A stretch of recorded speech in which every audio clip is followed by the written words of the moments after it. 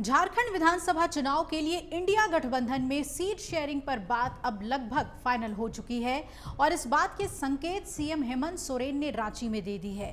उन्होंने एक press conference में कहा कि सभी पार्टियां अपनी अपनी ताल ठोक रही हैं, लेकिन इंडिया गठबंधन इस विधानसभा चुनाव को मजबूती से लड़ेगा।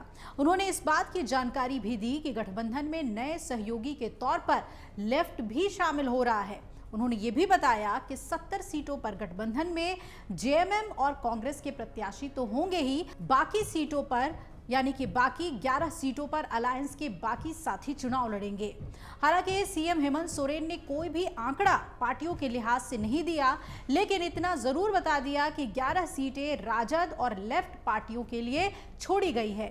आगे ये जानकारी भी दी जाएगी कि कौन कितनी सीटों पर और कहां से चुनाव लड़ेगा। वहीं सूत्रों के हवाले से ये भी खबर आ रही है कि मोटे मोटे तौर पर सीटों का जो बंटवारा हुआ है वो अब फाइनल है और इसके तहत झारखंड मुक्ति मोर्चा 43 से 45 सीटों पर अपने उम्मीदवार उतारेगी।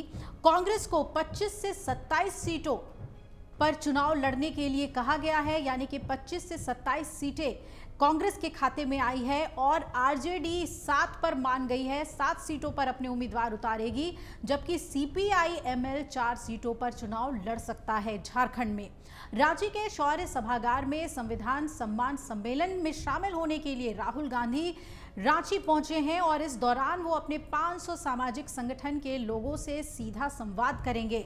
इस दौरान कई लोग राहुल गांधी से कई सवाल भी कर पाएंगे और इस कार्यक्रम में संविधान से संबंधित और आरक्षण से संबंधित चर्चाएं भी राहुल गांधी करेंगे। इसे लेकर तैयारियां लगातार जारी थी झारखंड में और इस दौरान कांग्रेस के कई बड़े नेता भी शामिल होंगे। संभावना ये भी जताई जा रही है कि राहुल गांधी कार्यक्रम के बाद अपने गठबंधन के नेताओं के साथ अहम मुलाकात करेंगे और विधानसभा चुनाव पर चर्चा करेंगे।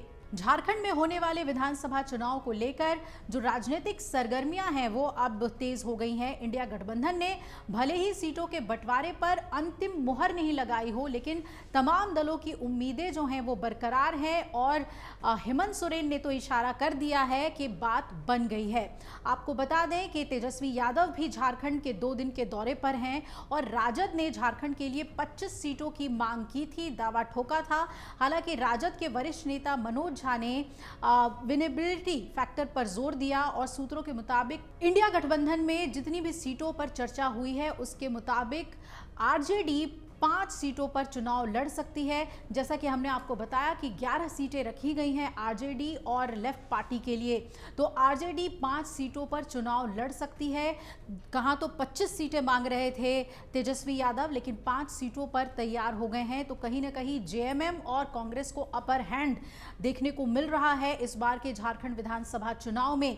आरजेडी नेता तेजस्वी यादव रांची पहुंचते ही सीट शेयरिंग के सवाल पर उन्होंने कहा था कि अभी तो हम यहां पहुंचे हैं, थोड़ा धैर्य रखिए। झारखंड विधानसभा चुनाव के लिए एनडीए की बात करें तो उनकी सीट शेयरिंग का ऐलान हो गया है। बीजेपी जहां 68, आजसू 10 सीटों पर चुनाव लड़ेगी और जेडीयू को 2 और एलजेपी को 1 सीट दे दी है बीजेपी ने। और एनडीए में सीटों के बंटवारे पर भी असम के मुख्यमंत्री हेमंत बिस्वा शर्मा ने कहा कि जमशेदपुर पश्चिम और तमाड़ से जेडीयू चुनाव लड़ेगी। वहीं चतरा विधानसभा सीट चिराग पासवान की पार्टी एलजेपी के खाते में आई है। अब आपको बता दें कि झारखंड में 2 चरणों में विधानसभा चुनाव हो रहे हैं। पहले चरण की वोटिंग 13 नवंबर को है, दूसरे चरण की वोटिंग 20 नवंबर को है। 23 नवंबर को वोटों की काउंटिंग होगी और झारखंड के साथ ही महाराष्ट्र विधानसभा चुनाव के भी नतीजे आ जाएंगे। अगर आप ये वीडियो YouTube पर देख रहे हैं तो हमारे चैनल को सब्सक्राइब कर बेल आइकन दबाएं और Facebook पर देख रहे हैं तो हमारे पेज को लाइक करें। 8 मिलियन प्लस सब्सक्राइबर, आपके इस भरोसे के लिए बहुत धन्यवाद।